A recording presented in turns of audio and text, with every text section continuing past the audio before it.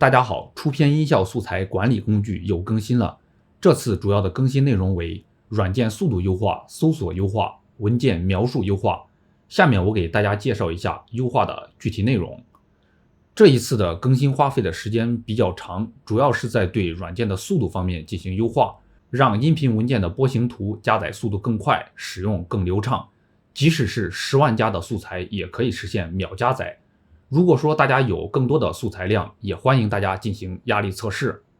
第二是搜索优化，增加了多关键词搜索，让搜索返回的结果更加精准。下面我给大家演示一下。首先我们点击搜索框，输入要搜索的关键词。在之前我们只能对单个的关键词搜索，这次的搜索优化之后，我们可以对多个的关键词进行同时搜索。比如说我们现在要搜索脚步声，但是我们需要指定是男性，我们输入脚步声之后，然后按空格键，然后再输入男，然后点击搜索，这样返回的结果就是同时包含脚步声和男两个关键词。如果说你觉得两个关键词还是不够用，那么你可以输入更多的关键词来对搜索进行进一步的限制。比如说我们输入3个关键词，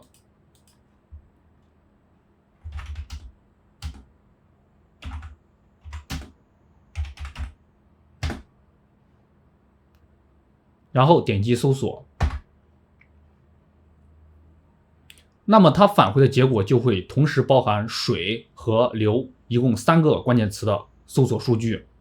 大家一定要记得，如果说你要使用多个关键词进行搜索的话，那么中间记得一定要用空格隔开。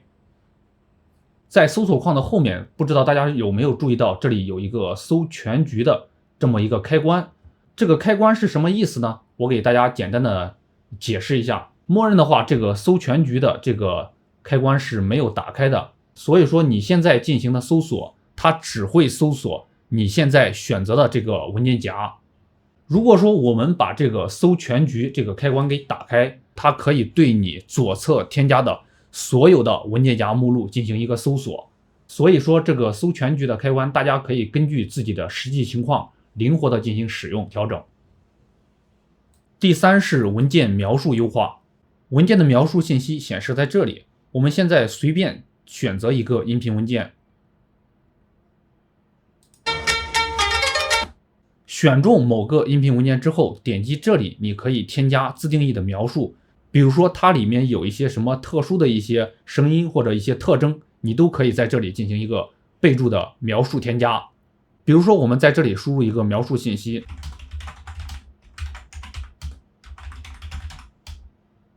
输入完成之后按回车键，就可以完成对这个音频文件的一个描述的一个添加。这个文件描述的功能，说句实话应该是非常的有用，因为平时我们会用到非常多相似的素材，但是每一个素材又有细微的差别。你可以对某个素材进行一个单独的描述备注，让你下次再选择到这个素材的时候，可以对这个素材有一个非常直观的一个了解。用好这个功能，对大家在之后的视频创作中会有非常大的帮助。